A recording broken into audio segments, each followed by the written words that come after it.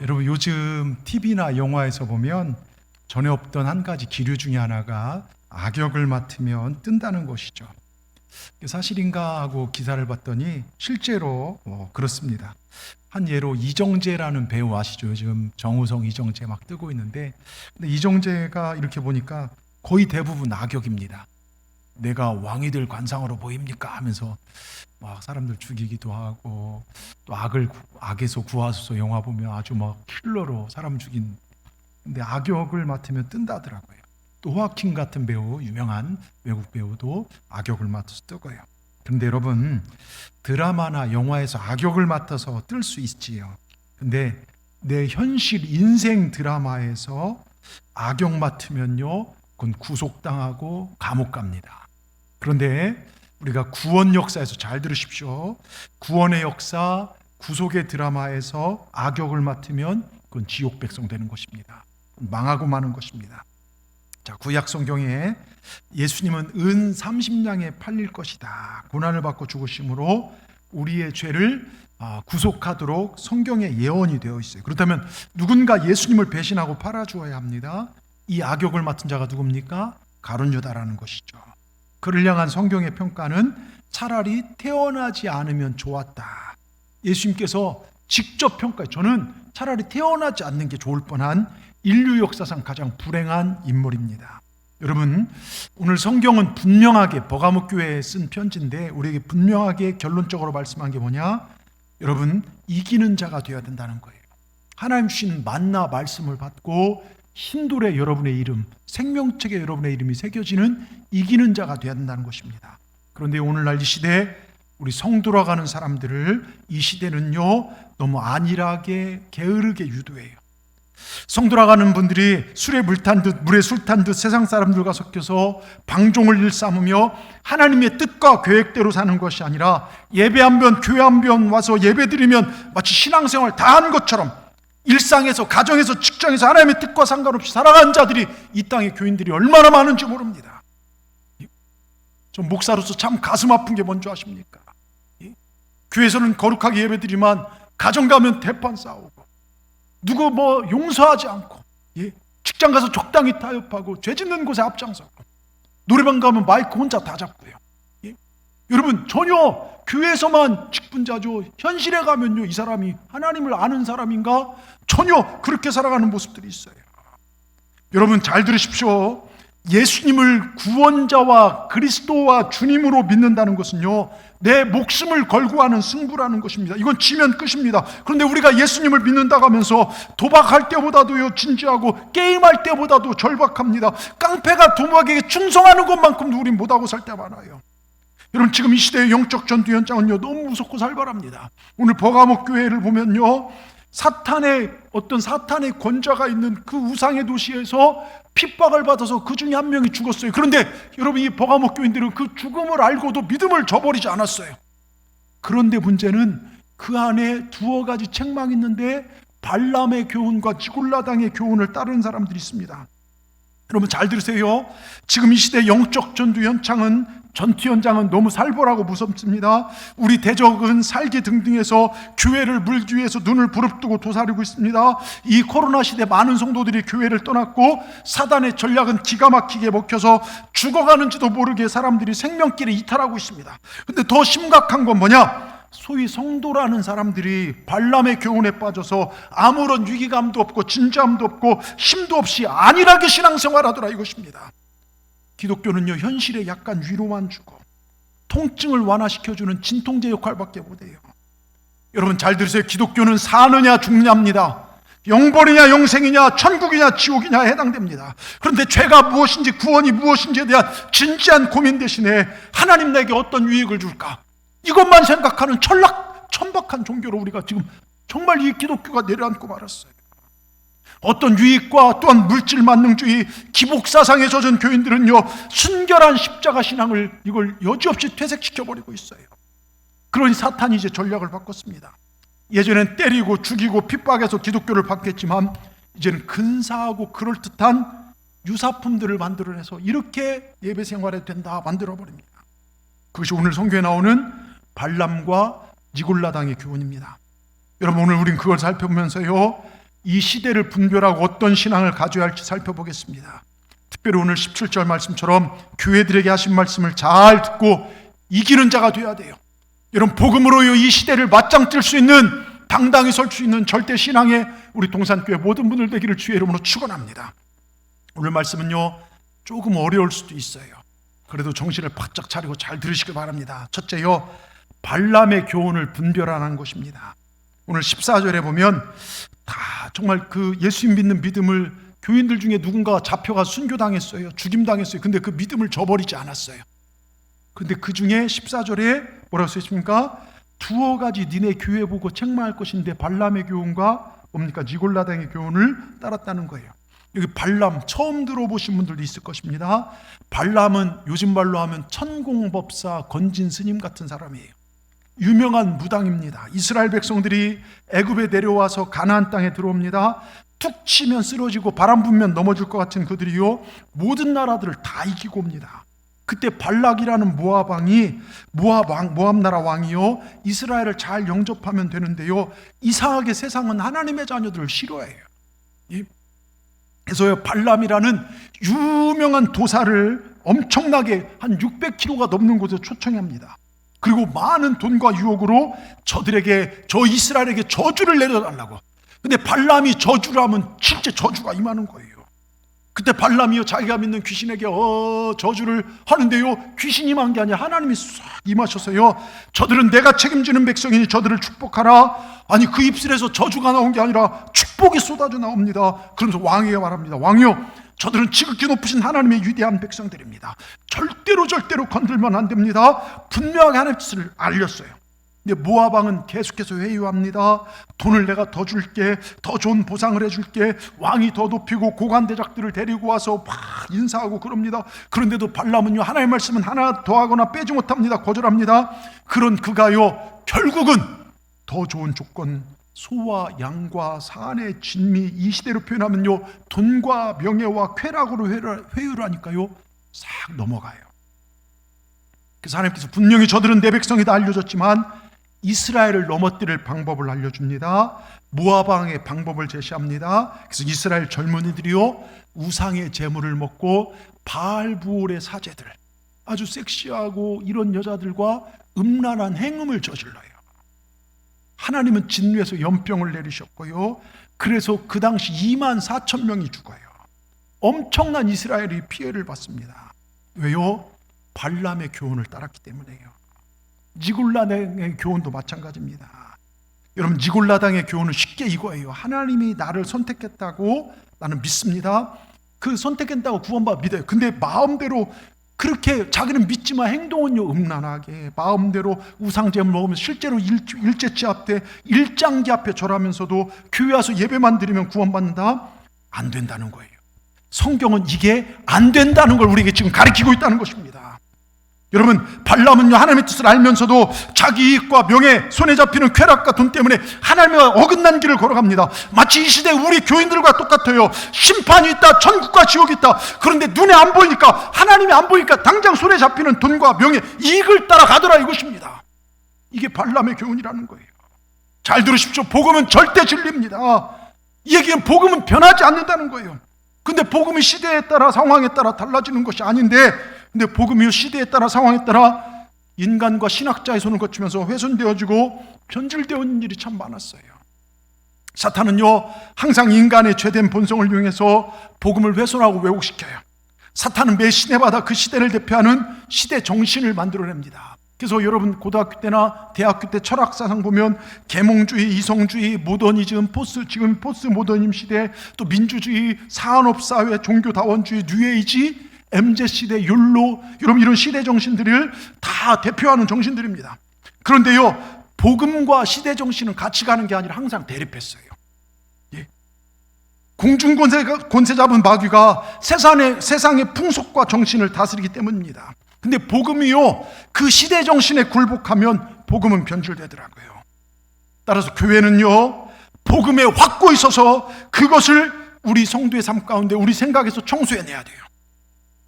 그게 설교입니다. 그러니까 우리는 말씀을 잘 들어야 돼요. 말씀을 빼앗겨서는 안 됩니다. 설교는요, 복음 정신으로 시대와 맞짱 뜨자는 것을 가르치고 우리의 구원을 잃어버리지 말자, 이게 설교입니다. 여러분, 인간이요 하나님과 단절되고 인간 스스로 행복을 찾기 위해서요 문명을 발전시켰고 철학과 종교와, 여러분 보십시오, 정말 이데올로기 사상을 통해 행복에 이르려고 애를 썼죠. 근데 문명의 발달은요 오히려 인간성의 황폐를 만들었어요. 핵가족화, 좋지만 비참한 일들이 많이 일어나고요, 지구온난화, 지금 이상기온 등요 전 세계를 보십시오. 전에 없던 일들이 펼쳐지고 있습니다. 그래서 인간들이 하나의 돌파구를 마련한 게, 그게 바로 뉴에이지 운동 들어보셨죠? 뉴에이지, 새시대 운동이요. 여러분, 제가 볼 때 뉴에이지는요 세속화의 선두입니다. 이 뉴에이지 운동은요 서구 철학과 종교 사상과 동양의 철학이 하나 되죠. 혼합된 인본주의요, 극치고요, 범신론, 신을 떠나서 우리가 뭔가를 해보자. 여러분, 이 뉴에이지는 지금까지요 지구상에 존재했던 모든 종교의 혼합이라고 보면 돼요. 이 뉴에이지가 궁극적으로 지향하는 것은 창세기 3장의 뱀의 꼬임에 넘어간 아담과 하와처럼 하나님같이 인간이 될 수 있는 것. 창세기로 노아의 홍수 심판, 전 바벨론, 우리가 서로 정말 하나님처럼 되자, 그 시대로 지금 돌아갔어요. 그러니까 하나님의 심판이 여기까지 임한 거예요. 인간들 스스로요, 우리 인간들이 만들어 온 문명을 보고 우리 스스로에게 반한 것입니다. 무슨 이런 시대 천국과 지옥이냐, 야 세상을 즐겨, 저들처럼 미련하게 교회에 속지 마. 여러분, 뉴에이지는요 뱀처럼 지금도 우리를 유혹합니다. 너희들도 하나님같이 될 수 있어. 여러분, 기독교는요 이 뉴에이지 운동에 직격탄을 맞았어요. 이것 때문에 지금 복음을 전하는 일이 엄청 어려워졌고요, 받아들이지도 않고요. 그리고 예수를 믿는 수많은 신학자와 교회 지도자들이 알게 모르게 뉴에이지 운동의 영향을 받았어요. 심지어 제가 아는 목사님은요 선교 나간다고 하니까, 여러분 그분은 라오스나 뭐 의사를 데리고 하는데, 야 라오스나 저 베트남이나 캄보디아 저 무슬림 땅 가보니까 저렇게 평화롭게 사는데 왜 기독교도들이 가서 예수만 진리라고 전하냐? 목사가 이러고 있어요. 여러분 보십시오. 자, 그래서 여기서 파생된 종교다원주의, 이것도 시대를 대표하는 시대 정신이에요. 기독교만 종교가 구원이 있는 게 아니라 다른 종교도 구원이 있다는 거예요. 야 여러분, 여기 종고산 있죠? 종고산에 올라가는 길이 이 교회 쪽에서 올라갈 수 있죠. 중앙여고 쪽에서 올라갈 수 있죠. 저 진난관 뒤쪽으로 올라갈 수 있어요. 무슨 얘기냐? 어디든 올라가든 종고산만 올라가면 된다는 것이죠. 그런데 잘 들으십시오. 우린 사도행전 4장 12절 말씀을 진리로 믿습니다. 뭐라고 써 있습니까? 다른 이로서는 구원을 받을 수 없나니 천하 사람 중에 구원받을 만한 다른 이름은 우리에게 주신 일이 없습니다. 그렇습니다. 오직 예수 외에는 구원받을 만한 다른 것이 없다는 것입니다. 이게 복음입니다. 여러분, 이거 부정하라면 우리 순교하면 됩니다. 그런데 종교다원주의는 뭡니까? 모든 종교에 구원이 있다고 가르치는 아주 인기 있는 시대 정신입니다. 그러니 교회가 욕을 먹어. 왜 너희들만 배타적이냐?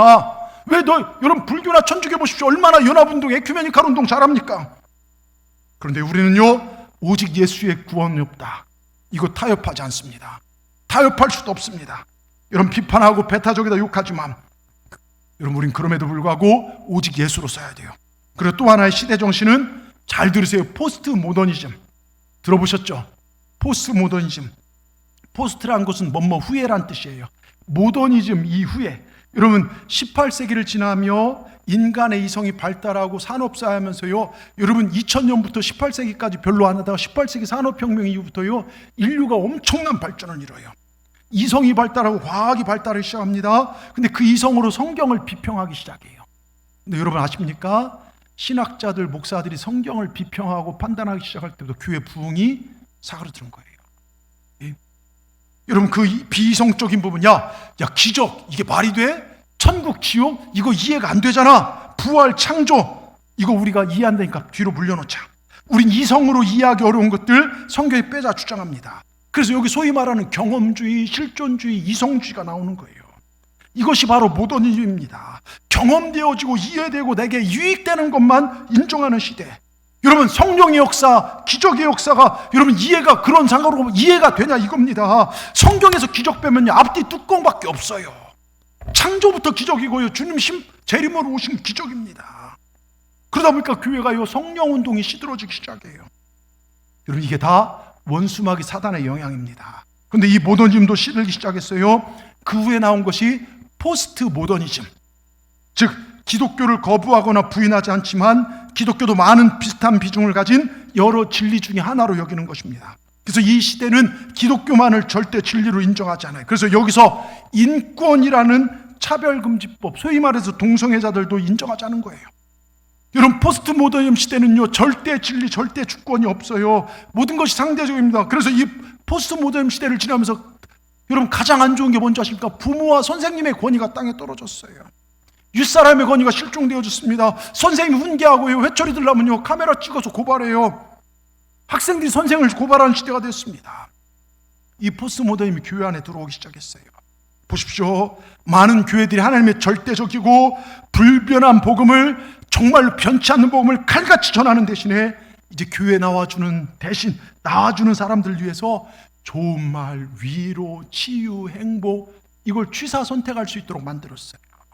성도들도 그걸 취사 선택해요. 제발 이 자리 나와주기만을 바랍니다. 얼마 전 영국의 한 유명한 신학자가 한국에 왔어요. 신학교에 강의하는데 한 학생이 묻습니다. 교수님, 왜 그 화려하고 엄청난 영국 교회가 무너졌습니까? 그때 그 교수님이 이렇게 대답합니다. 한국 교회 여러분, 영국 교회를 닮아가지 마십시오. 시대 정신에 무너지면서 젊은이들의 교회를 떠나자. 그럼 어떻게 저들의 젊은이들의 입을 맞출까? 입맛을 맞출까? 저들의 의견을 듣고 그들의 입맛을 맞추다가 교회가 다 무너졌다는 것입니다. 그러면서 여러분, 저들이 듣고 싶은 이야기는 그들의 필요가 아니라 복음입니다. 예수님이 행하신 일 절대 변하지 않는 복음입니다. 여러분, 그렇습니다. 우리는 우리들의 입맛을 맞추는 설교를 듣는 게 중요한 게 아니에요. 우린 절대 복음을 들어야 될 줄 믿습니다. 오늘도 우리는요, 사람들의 입맛을 맞춥니다. 절대 복음으로 서지 못하고 있습니다. 듣는 사람들도 이제 설교자를 자기 입맛대로 평가합니다. 목사님 설교는 다 좋은데 이건 좀 나랑 좀 안 맞는 것 같네, 나랑 많이 틀리네, 그것만 빼면 다 좋아. 여러분, 이게 포스트 모더니즘의 영향이에요. 여러분, 이런 곳에서는요, 절대적이고 불변한 진리는 없습니다. 이제는 자기한테 이해되어지고 내 기분을 해치지 않는, 그리고 나를 유쾌해지게 해주고 행복하게 해주는 이야기만 골라 듣게 됩니다. 여러분, 변질된 것이죠. 목회자들도 세상과 성도들의 피의를 맞추고자 노력합니다. 안 된다는 것입니다. 그런데 보십시오. 우린 듣기 좋은 말보다 듣기는 써도 내 영혼을 살리는 말을 들을 줄 알아야 돼요. 복음을 듣고요, 설교를 듣고 마음이 평안하다, 즐겁다, 기쁘다, 위로가 된다, 여기서 끝나면 안 돼요. 내가 진짜 참 진리를 듣고 있는가, 내 자신에게 확인해야 됩니다. 내 가슴이 송곳으로 찔리는 것 같이 아프더라도 진리를 삼아야 합니다. 왜? 거기에 구원이 있기 때문에요. 거기에 구원이 있기 때문에요. 여러분, 오직 복음으로 서십시다. 따라합시다. 오직 복음으로 섭시다. 어떤 일이 있어도 우린 복음으로 서야 될 줄 믿습니다. 두 번째요, 진짜와 가짜를 구별할 수 있도록 영적 실력을 키워서 시대와 맞짱 뜨는 복음 정신으로 사십시다. 그럼 진짜로 어떻게 구별할 수 있을까요? 제가 보니까요, 가짜들은요, 그 복음을 삶으로 살아낼 힘이 없어요. 조금만 핍박이 오고 어려우면요, 싹 슬그머니 뒤로 물러가요. 복음을 언제든지 버립니다. 그런데 진짜들은요, 그 복음을 박해 앞에서도 어려워도 손해보더라도 살아내더라고요. 여러분, 이것이 발람의 교훈을 이기는, 즉 이 시대에 난무하는 거짓 진리를 이기는 것은 복음이 맞다는 것을 내 삶으로 살아내는 것입니다. 이거밖에 없습니다. 참 감사한 것은요, 이 코로나 시대에 우리는 예배를 멈추지 않았어요. 전도를 멈추지 않았습니다. 물론 그런다고 집회한다고 떠난 분도 계셔요. 우리는 모조품 짝퉁이 되기보다는 때론 비난을 받을지라도 진품이 되기에 노력했습니다. 제가 2년 7개월, 2년 8개월 코로나 시대 보면서 교회들이 다 어려웠지만 그 와중에 부흥한 교회들은요, 오직 예수 붙잡고 산 교회들요, 하나님이 부흥케 하더라고요. 여러분, 복음이 뭡니까? 복음은요, 예수 그리스도를 나의 구세주와 주님으로 고백하는 것입니다. 복음은 예수님이 나의 주인이라는 것을 입으로 삶으로 시인하는 것입니다. 예수님이 나의 주인이라는 건 뭡니까? 예수님께서 내게 시키는 것을 나는 의무적으로 수행하겠습니다. 이게 예수님이 나의 주인이란 뜻입니다. 근데 많은 사람들이 예수님을 나의 그리스도로, 주님이 십자가에 죽으신 걸 내가 믿습니다, 구원자라 알고 있지만 주인은 납니다. 이렇게 막 살아요. 여러분, 베드로를 하나님께서요, 예수님을 주와 그리스도가 되게 하셨다고 설교하셨습니다. 그런데 오늘날 교회들에게 예수님은 그리스도실 뿐 주인은 아니더라고요. 교회 주인은 우리더라고요. 주님이 교회의 주인 되셔야 합니다. 여러분, 이건 반쪽입니다. 예수님을 구원자로 믿습니다. 그러나 내 주인은 납니다. 내가 번 돈도 내가 주인이고 내 건강도 내가 주인. 근데 주님이 오라 하면 우린 다 놓고 가야 돼요. 예? 여러분, 이건 반쪽이고요, 온전한 그리스도인이 아닙니다. 근데 이게 지금 한국 교회 소위 우리들의 모습 아닙니까? 반쪽짜리 신앙인들, 교회에서는 예배자인데 나가서는 부정과 비리, 싸움과 원망과 비방과 조롱을 일삼는 우리들의 모습 아니냐, 이것입니다. 예? 여러분, 잘 들으십시오. 하나님은 우리를 도우시는 조력자가 아니에요. 하나님은 우리 삶의 주인 되십니다. 우린 그분으로부터 왔고 그분의 정말 섭리 아래 자라고 있으며 우린 결국 그분 앞에 돌아갈 것입니다.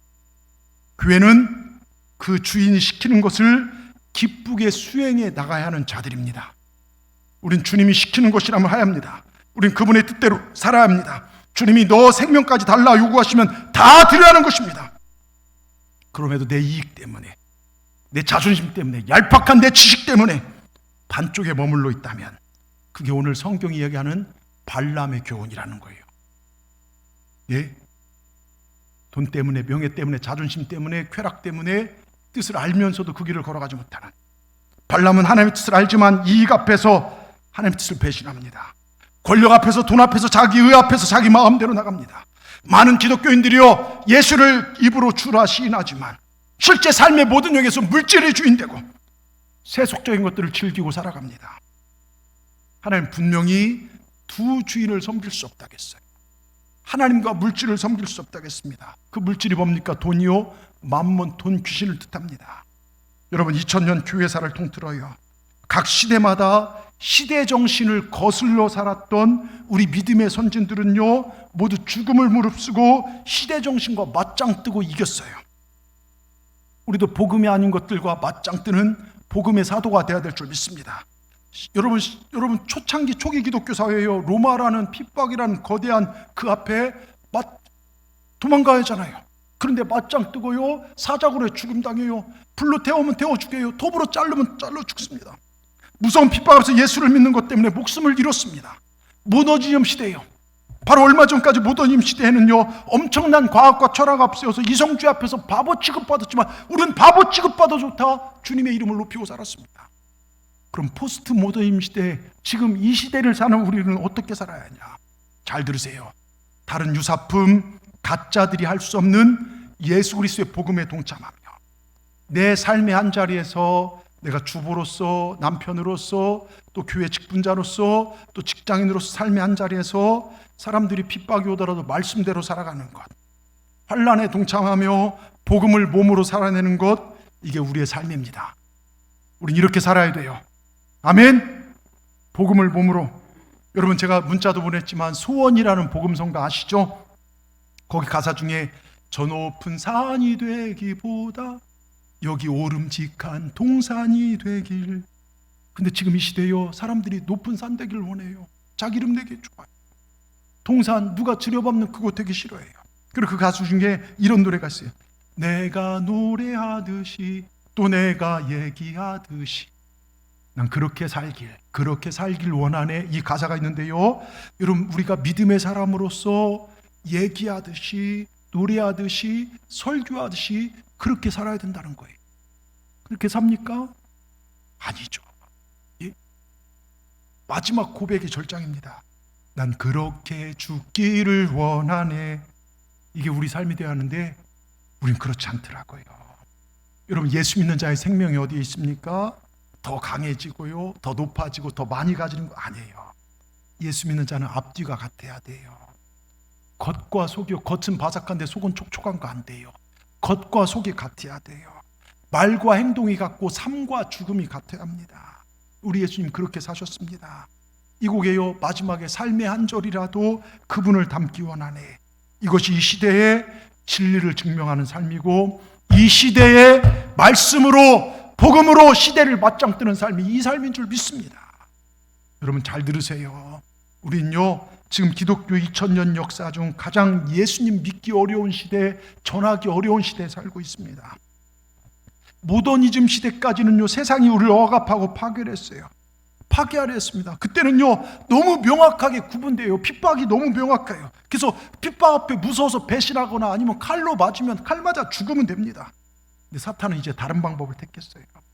유사품이 너무 많아요. 그곳에서 우리가 진짜를 찾아내야 믿어야 하는 시대가 된 것입니다. 제가 지난번에 말씀드렸지만 저번 휴가 기간 동안 광은 기도원에 갔습니다. 기도원에 가서 기도도 하고 거기에 세계 성막 센터가 있어요. 여러분 전 세계에 똑같은 이스라엘 출애굽할 당시에 성막 크기 사이즈가 이스라엘, 미국, 한국에 딱 3군데밖에 없는데요. 우리나라의 광은동 기도원에 있어요. 시간이 되어 접수를 하고 성막에 대해 공부를 하고 성막문 앞에 외칩니다. 성막문에 들어가기 위해서요. 주는 그리스도시요 살아계신 하나님의 아들이십니다. 이걸 외쳐야만이 거기를 들어가요. 믿음의 고백을 드린 자들만 그 들어갑니다. 그래서 그곳에서 이제 강사 목사님을 통해 강의를 했는데요. 성막은 그러니까 이 성전이죠. 이 성전은 하나님 만나는 곳입니다. 그 목사님 그럽니다. 많은 사람들이 그런데 뜰만 밟고 돌아간다는 것입니다. 그것으로 신앙생활 다 한 것처럼 한다. 뜰만 밟는 것이 아니라 이 옷에 와서 성소 하나님의 임재가 있는 곳에 들어가야 된다는 거예요. 교회에 들어왔으면요. 여러분 이 시대로 피면요. 성소는 이곳 같아요. 그리고 그 위에 속죄소 시온자가 있어요. 거기에 그러니까 주님이 임함제하는 저 십자가 정도에 거기서 주님의 임재가 거기서 내가 너와 만난다고 성경은 얘기합니다. 그런데 우리는 아무 데서나 대충 예배드리고 온라인으로 예배하고 헌금하면 된다고 생각하는데요. 성막에 가서 그 현장을 보면서 깨달은 것은 하나님은 성전으로 우리를 초청하시고 그곳에서 우리를 만나신다는 거예요. 여러분 이 성전 예배가 얼마나 중요한지 기억하시기 바랍니다. 지금 코로나 시대 한국교회 세상과 타협하며 적당한 선에서 헌금하고 온라인으로 예배하고 있습니다. 그런데 그 목사님 아니다. 이건 성경을 모르기 때문에 그런다. 이건 세상과 타협한 것이다. 성막 즉 성전 예배는 올라와서 주님을 만난다는 것입니다. 거기에 구원이 있고 거기에 은혜가 있다는 것입니다. 여러분 우리의 예배 가치관이 하나님 가치관으로 말씀 가치관으로 변화해야 됩니다. 그래서 우리는 진짜 열심히 공부해야 하는 것입니다. 우리는 어떤 자들이 진짜이고 어떤 자들이 가짜인지 구별할 수 있는 실력을 키워야 합니다. 이 불확실한 시대, 절대 진리의 부재 시대에 우리가 어떻게 진리를 구별하고 확인할 수 있을까요? 어떻게 온몸으로 그 진리를 사수하며 살 수 있을까요? 말씀을 들어야죠. 예배가 살아나야죠. 주일 한번 예배드리고 세상에서 무수하게 쏟아지는 그 소리를 우리가 어떻게 이길 수 있나 이것입니다. 여러분 예배에 최선을 다하고 말씀에 최선을 다하고 기도에 최선을 다해 나를 지켜야 될 줄 믿습니다. 그래 아무리 힘들어도 말씀과 반대되는 것은 맞짱 떠서 이겨야 합니다. 이거 치면 안 돼요. 부부 싸움은 져주세요. 세상 싸움은 져주세요. 갑되려고 하지 마십시오. 세상이 을로 싸우되 마귀와 싸움은 이겨내십시오. 영적 싸움은 맞짱 떠서 이겨내야 합니다. 말씀에 순종해야 합니다. 제가 늘 얘기하지만 우린 노후 준비보다 중요한 게 사후 준비예요. 노후 준비 잘하려고요 보험도 들고 20년 30년 하지만요 사후 준비는요 영생이에요. 영생이 달린 것입니다. 우린 절대 진리 복음을 붙잡고 끝까지 믿음을 지키고 살아야 될 줄 믿습니다. 우린 열심히 예배하며 날마다 성경을 읽고 집회에 참석하고 성경 공부에 참석하며 새벽을 깨워 기도하며 우리 실력을 키워야 될 줄 믿습니다. 여러분 이 땅에서 아무리 이름 날리고요 풍요로운 삶을 살다 할지라도 하늘에 내 집 준비하지 못하면요 망한 백성입니다. 기독교는 늘 얘기하지만 종말론적 종교예요.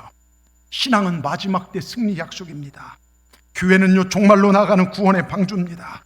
성경 말씀은 최후 승리를 보장하는 안내소이고 이 설교는 복음대로 살자, 복음을 확증하는 자리입니다. 그래 우린 잘 배워야 합니다. 세상에 끝날이 있다. 반드시 인류의 마지막이 있다. 천국인가 지옥인가 어떤 곳을 선택할 것인가 이 질문 앞에 나는 천국을 선택하겠습니다. 온 삶으로 결정하는 것이 그게 신앙이에요. 우리가 이렇게 살기를 주의 이름으로 축원합니다. 아멘. 저는 동산교회요 유치부터 노년회까지 한 명도 지옥 간 자 없기를 진심으로 바랍니다. 시퍼런 복음 앞에서 복음의 칼날을 들고 세상과 정말 맞짱 뜨며 성령의 충만으로 승리하는 우리 동산의 모든 분들 되기를 주의 이름으로 축원합니다. 끝으로요 같이 제목을 읽겠습니다. 절대 주권을 하나님께 두십시오. 그럼 이기는 자가 되어 내 이름이 생명책에 기록되어질 것입니다.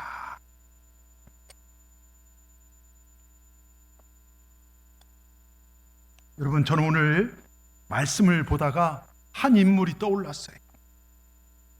어떤 시대 정신이든 돈이든 쾌락이든 산의 진미든 죽음이든 다 복음으로 이겨낸 한 인물, 다니엘입니다. 잘 들으십시오. 다니엘이란 하나님은 나의 재판관이란 뜻을 가지고 있죠. 하나님 주권에 대한 신앙 고백 자체가 이름이었어요. 이 세상 어려운 일도 있고 좋은 일도 있지만 역사를 만드시고 시간을 만드신 분, 역사를 운행하신 분, 역사의 주인은 하나님이시다. 여러분, 포로로 끌려갔던 다니엘과 세 친구 사드락, 메삭, 아벳느고는요 왕궁의 정치인으로 훈련을 받습니다. 왕이요 우상의 제물과 부정한 음식을 먹어하는 유혹 앞에서 이들은 왕이 주는 포도주와 산의 진미, 여러분 젊은 나이에 얼마나 배고플까요? 근데 다른 포로들은 고기도 못 먹고요, 좋은 거 못 먹는데요 좋은 것으로 유혹을 해요. 그때 거절합니다. 신앙의 정절을 더럽히지 않습니다. 타협하지 않는 신앙, 절대 신앙을 보여줍니다. 시대 정신을 이겨낸 것이죠. 이들의 결단이 뭡니까? 잘 들으세요. 출세보다 중요한 것은 하나님의 자녀로 사는 것이다. 명예보다 중요한 것은 깨끗하게 사는 것이다. 황금과 권력보다 더 중요한 건 하나님 말씀 지키고 사는 것이다. 이게 지금 발람의 교훈을 이기는 거예요. 여러분, 특별히 다니엘 6장 우리 너무 잘 알죠. 다리오 임금이요 나라를 다스리는데 120명의 도지사와 시장을 임명하고 자기 곁에 3명의 총리를 두고 그 중에서 다니엘을 제1총리 국무총리로 삼으려 했습니다. 다니엘 정말 좋은 기회죠. 그런데 이 좋은 기회 때문에 위기를 맞게 됩니다. 다니엘을 시기한 자들이 음모를 꾸며 저 이방인, 저 우리 포로가 우리를 다스려? 그건 말이 안 돼. 포로로 끌려온 다니엘에게 이 나라의 국무총리 자리를 내어줄 수 없다. 정적들이 다니엘 고발할 조건을 찾습니다. 찾아본 결과 다니엘 6장 4절에 다니엘은 여기 보십시오. 총리들이 국사에 대하여 다니엘의 고발한 걸 찾고자 했으나 아무 근거, 아무 허물도 찾지 못했다.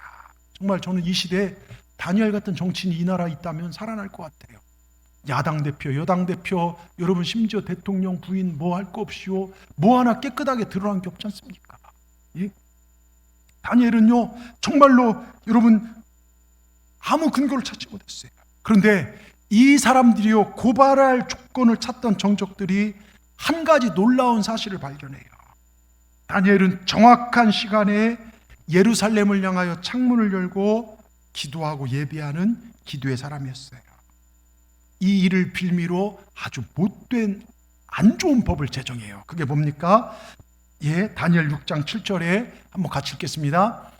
나라의 모든 총리와 지사와 총독과 법관과 관원이 의논하고 왕에게 한 법률을 세우며 한 금령, 절대로 어기면 안 되는 금령을 정하실 것을 구하나이다. 왕이여 하면서 넘겨주십시오. 곧 이제부터 30일 동안에 어떤 누구든지 왕위에 어떤 신에게 사람에게 무엇을 구하면 사자굴에 집어던져 넣읍시다. 사자굴에 집어던지는 법률을 정한 거예요. 여러분 뭡니까? 소위 말해서 예배금지법, 기도금지법이 통과되고 왕의 직인 지켰어요. 다니엘 하나 죽이자고 이 어마어마한 법이 세워졌습니다. 우린 이 사건의 결론을 너무 잘 알죠. 다니엘을 사자굴에 넣었습니다. 그러나 하늘의 천사가 다니엘과 함께함으로 사자 입을 막고 사자가 애완견처럼 태어나서요 사자 무리속에 잠자고 일어나는 사람은 다니엘밖에 없을 거예요. 임금은요 새벽녘에요 술이 깨고 나서 내가 못된 놈들한테 당했다. 충신 다니엘을 잃을까 봐요. 밤새도록 밤잠을 자지 못하고 정정긍긍하다가 새벽에 다니엘이 던진 사자굴에 찾아옵니다. 다니엘 6장 20절에요. 슬피 소리질러 다니엘아 다니엘아 하나님이 너를 살려주었느냐. 다니엘을 21절 22절에요. 여러분 우리 믿음의 사람들은요 아무리 급해도 예의가 있어야 돼요. 왕이여 만수무강하소서. 하나님이 천사를 보내어 사자 입을 막아주었습니다. 왕이 심히 기뻐하면서 24절에 뭐라 합니까? 다니엘을 참소한 사람들을 끌어오라. 그 처자들과 함께 저자들을 사자굴에 집어넣어라. 그들이요 굴바닥에 닿기도 전에요 배고픈 며칠을 굶은 사자들이요 낼름 뛰어올라 잡아서요 그들을 삼켜버립니다. 그 가족들이요 발이 땅에 닿기도 전에 앞발로 받아서요 낼름낼름 처자식들까지 싹 죽어요. 여러분 그걸로 끝나는 게 아니에요. 다니엘의 이 행동은요 법령 조서를 왕이 바꾸게 합니다. 26절 27절 얼마나 통쾌한지 한번 읽어보겠습니다. 내 나라 내가 이제 조서를 내리노라. 내 나라 관할 아래에 있는 사람들은 다 다니엘의 하나님 앞에 떨며 두려워할지니 그는 살아계시는, 같이 읽습니다. 살아계신 하나님 영원히 변하지 않으시며 그의 나라는 멸망하지 아니할 것이요 그의 권세는 무궁할 것이며, 넘기세요. 그는 구원도 하시며 건져내기시며 하늘에서는 땅에서는 이적과 기사를 행하시는 이로써 다니엘을 구원할 사자 입에서 벗어나게 하심이라 했더라. 여러분, 이 어마어마한 사건을 지금 보는데요, 정신을 바짝 잡아드려야죠. 예? 여러분, 이 보세요. 지금 이 어마어마한 선포가 목사가 선포하는 게 아니에요. 어느 신학자가 선포하는 게 아닙니다. 이방 왕이요, 이방 나라의 왕이 다니엘의 그 행하는 하나님과 동행하는 그 삶을 보고요, 이방 왕이 선포하는 것입니다.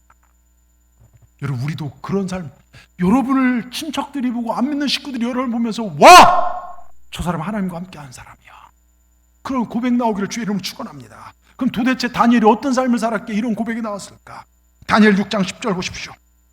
여러분, 여기 아주 다니엘이요, 이 조서에 왕의 도장이 찍힌 걸 알고도 자기 집에 들어가, 여러분 잘 보세요. 그는 이번 법을 어기면 사자굴 속에 던져진다는 사실을 알았고 어인이 왕의 도장이 찍혀진 문서를 두 눈으로 보았습니다. 그러고도 자기 집에 돌아가서 윗방에 올라가서 예루살렘을 향한 창문을 열고 전에 하던 대로 하루 3번씩 무릎 꿇고 기도했습니다. 여러분, 하나님께 기도하다 죽으면 영광이라는 거죠.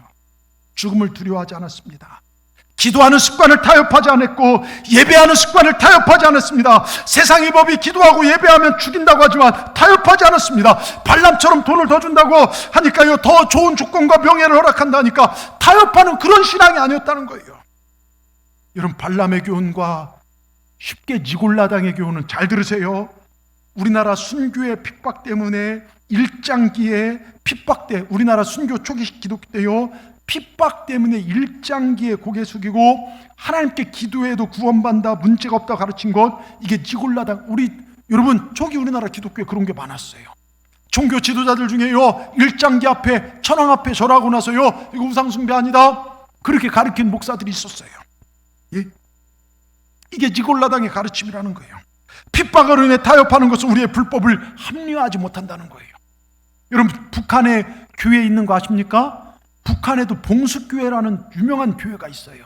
세상에 우리도 종교 자유가 있다 알리는 거예요. 근데 봉숙교회는 하나님 위에 김일성, 김정은 이 사람들이 있어요. 그들이 더 높아요. 그런데 오히려 진짜 교인들은요, 뭡니까? 그건 아니다. 하나님, 오직 우린 하나님의 백성이다. 복음을 지키다 오지로 끌려가서 순교당합니다. 여러분, 구원을 위해서 행위가 중요한 것이 아니라고 믿기 때문에 발람의 가르침과 니골라의 가르침을 따른 자들은요, 결국 우상 숭배를 하고 행음을 하다가 여러분 죽더라 이것입니다. 왜요? 말씀이 기준이 아니라 자기 자신이 기준이 되기 때문이에요. 무슨 말인지 이해가 되십니까? 말씀이 기준이 돼야 되는데, 말씀이 시퍼렇게 기준이 돼야 되는데 내 자신이 기준이 되기 때문에요. 그러니까 세상과 적당히 타협합니다. 여러분, 말씀은 반드시 순종이라는 행함이 따라와야 합니다. 지금까지 자신의 불순종을 합리화했던 발람과 니골라는 반드시 회개할 때 17절 감추었던 만나를 먹게 되고 흰돌을 받고 그 위에 이름이 새겨진다는 거예요. 여러분 보십시오. 다니엘은요 30일 동안이잖아요. 30일 동안만 문을 닫고 기도해도 돼요. 또 30일 동안 지하로 내려가서 기도해도 돼요. 마음으로 예배도 될 것입니다. 근데 다니엘은 기도의 자세, 예배의 자세가 흐트러지지 아니했어요. 어떤 생명의 위협조차도 다니엘과 하나님의 영광스러운 교제 시간을, 어떤 권력도 다니엘의 행복했던 기도 시간을 빼앗아갈 수 없었고 파괴할 수 없었어요. 이게 다니엘입니다. 하나님만이 나의 왕이십니다. 하나님만이 나의 주인 되십니다. 여러분, 이게 이 시대를, 포스트 모더니즘 시대를 이기는 진리입니다. 우리 동산교회, 우리 사랑하는 성도들, 우리가 이렇게 써야 합니다. 이게 오늘 요한계시를 통하여 우리에게 도전하는 이기는 자가 바로 이런 자입니다. 그리고 다니엘은요 죽음의 위기에서, 하나님, 저는 죄도 안 지고 예배도 잘하고 기도도 드렸는데 이게 뭡니까? 어찌 저한테 적군을 보내서 저를 죽이려는 법을 세울 수 있습니까? 그렇게 기도할 수 있지만 다니엘 6장 10절의 마지막에 뭐라고 기도합니까? 이게 핵심이에요. 다니엘 6장 10절 제일 마지막에 뭐라고 기도합니까? 띄워주십시오. 창문을 열고 전에 하던 대로 하루 3번씩 물을 끓고 기도하며 그의 하나님께 뭐 했다고요? 감사하였더라. 그의 하나님께 감사하였더라. 여러분, 그 어느 때보다 풍족한 시대에 사람들의 입에서 감사보다는 불평과 원망과 탄식이 지금 넘쳐난 시대 아닙니까? 우린요, 지금 조선시대 최고 부자보다 우린 지금 잘 살아요. 조선시대 최고 부자보다 좋은 환경에 살아요. 그런데 우린 너무 쉽게 불평하고 비판하고 욕을 합니다.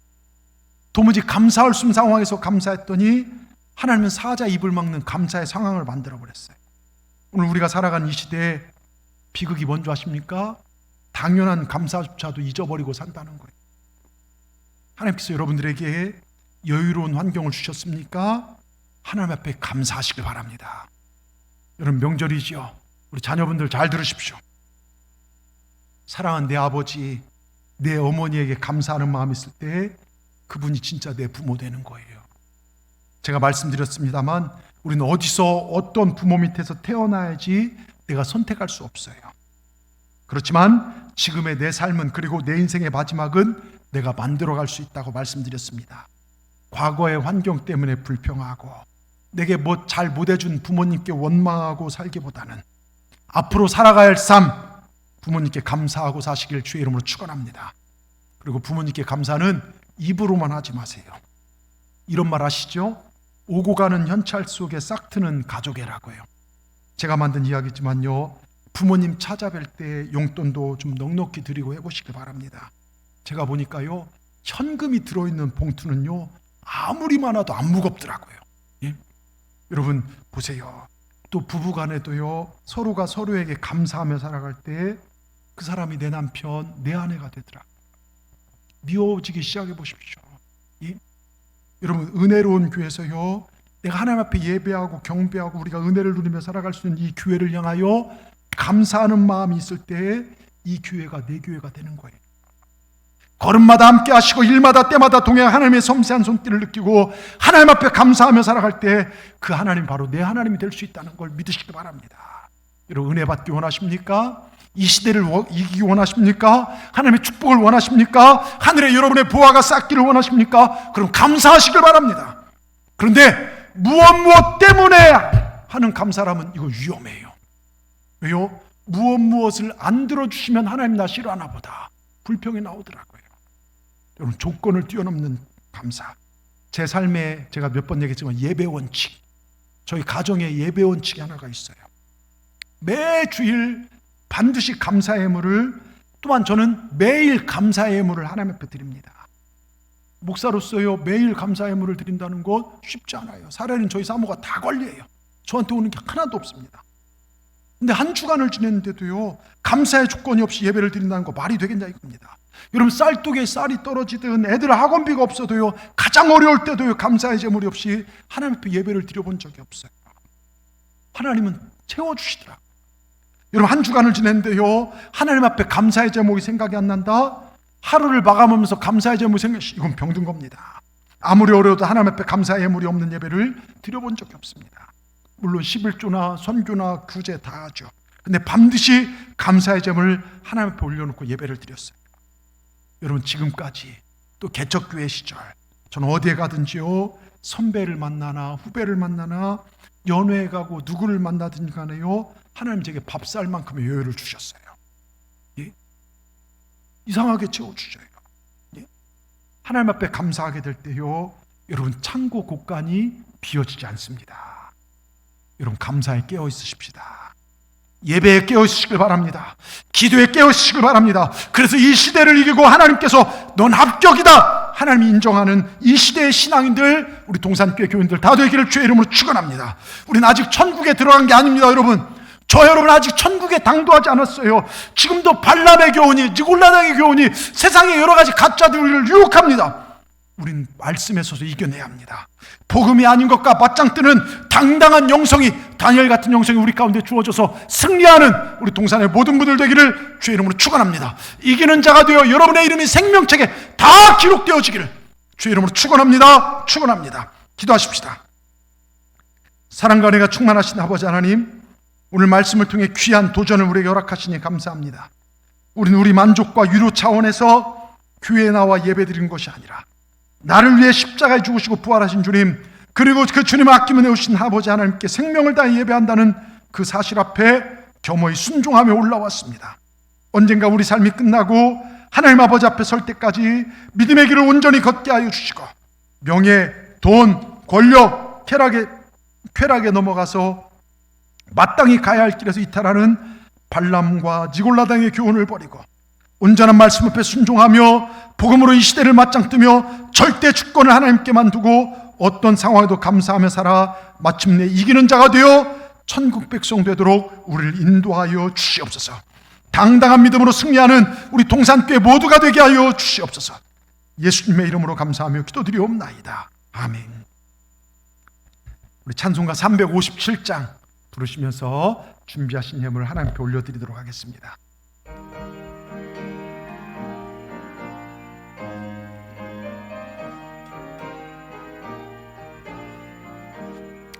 주 믿는 사람 일어나 다 힘을 합하여 이 세상 모든 마귀를 다쳐서 멸하세.